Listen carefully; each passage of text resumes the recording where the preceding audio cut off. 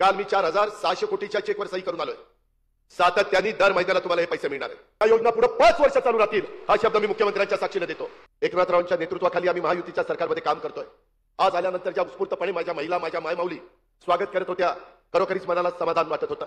असा एवढा उत्साह, एवढा आनंद, त्या चेहऱ्यावर हास्य असं क्वचितच पाहायला मिळतं। परंतु मुख्यमंत्री माझी लाडकी बहीण योजना, अनेक योजना आम्ही आणलेल्या आहेत। माझ्या बांधवांच्या करता वीज माफीची योजना असेल, त्याच्यामध्ये 3 गॅस सिलेंडर मोफत देण्याची वर्षाला योजना असेल, त्याच्या संदर्भामध्ये आमची लखपती दिदी करण्याची योजना असेल, मुलगी जन्माला आल्यानंतर ती 18 वर्षाची होईपर्यंत तिला टप्प्याटप्प्यामध्ये 1,01,000 रुपये त्या ठिकाणी देण्याची योजना असेल, अशा कितीतरी महत्त्वाच्या योजना या राज्य सरकारने आपल्याकरता आणलेल्या आहेत। मी आता माझ्या मायमाऊलींना त्या राखी बांधत होत्या। खरं तर रक्षाबंधन होऊन गेले 19 तारखेला, परंतु एक प्रेमापोटी आपल्या भावाला आपण राखी बांधावी म्हणून तुम्ही सगळेजण आम्हाला राखी बांधण्याचा प्रयत्न करत होता। एवढ्या राख्या माझ्या एकनाथरावांच्या, देवेंद्रजींच्या हातामध्ये आहे। कधी एवढं प्रेम किंवा एवढ्या राख्या आम्हाला आजपर्यंतच्या रक्षाबंधनामध्ये इतके वर्ष झाली कधी आम्हाला घातलेलं पाहायला मिळालं नाही।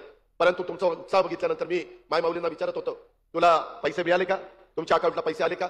अनेक जण 60 ते 70% महिला मला सांगत होत्या की दादा आमच्या अकाउंटला पैसे आले, आम्हाला पैसे मिळाले। हे सगळं करत असताना यावेळेस गरीब वर्गाला पुढे आणण्याच्या करता महायुतीच्या सरकारने हा प्रयत्न केला। त्याच्यामध्ये कुठल्याही जातीचा, पातीचा, नात्याचा, गोत्याचा विचार केला नाही। समाजातल्या सर्व महिलांना, त्या कोणत्याही धर्माच्या, जातीच्या, पंथाच्या असो, एकही माझी भगिनी त्याच्यामध्ये वंचित राहता कामा नये, जिचं उत्पन्न 2.5 लाखापर्यंत आहे, अशा पद्धतीचा क्रांतिकारी निर्णय घेतला। हे सरकार तुमचं आहे, हे सरकार शेवटच्या माणसाचं आहे, त्या माझ्या मायमाऊलीचं आहे, ते माझ्या गरीब माणसाचं आहे। समाजातल्या सर्व जाती धर्माच्या लोकांना न्याय देण्याची भूमिका या सरकारची आहे। आणि म्हणूनच हे जे काही आपण मुख्यमंत्री माझी लाडकी योजना दिलेली आहे, बघता बघता दिवाळी येईल, काळजी करू नका। या योजना आपल्याला सातत्याने पुढे चालू ठेवायच्या, ते तुमच्या हातात आहे। तुम्ही म्हणाल कसा, उद्याच्याला विधानसभेच्या निवडणुका ऑक्टोबर नोव्हेंबरला होतील, जर या योजना चालू ठेवायच्या असतील तर माझ्या मायमाऊलींनी, माझ्या बांधवांनी त्याच्यामध्ये धनुष्यबाण, कमळ आणि घड्या ह्या खुणा जिथं असतील त्याचं बटन दाबा। या योजना पुढे 5 वर्ष चालू राहतील हा शब्द मी मुख्यमंत्र्यांच्या साक्षीने देतो। मी शब्दाचा पक्का आहे, हा अजित पवारचा वादा आहे, मी खोटं बोलणार नाही। त्या कार्यक्रमाला येताना मला मुख्यमंत्र्यांनी सांगितलेलं होतं, पुढचं आपल्याला त्या ठिकाणी पैसे द्यायचे। काल मी 4,600 कोटीच्या चेकवर सही करून आलोय। सातत्याने दर महिन्याला तुम्हाला हे पैसे मिळणार आहेत। उद्याच्याला भाऊबीजेला पण ते पैसे मिळणार आहेत। तुम्ही काळजी करू नका। माझ्या काही महिला मला म्हणाल्या, भगिनी म्हणाल्या, माझ्या मायमाऊली म्हणाल्या अजून आम्हाला पैसे मिळाले नाही, काळजी करू नका।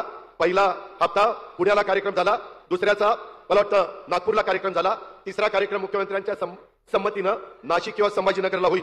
अशा पद्धतीनं हा सगळा कार्यक्रम आपण राबवतोय। मी आपल्याला सगळ्यांना ग्वाही देतो। अनेक महिलांनी मला इथं येत असताना वेगवेगळ्या अडीअडचणी सांगितल्या।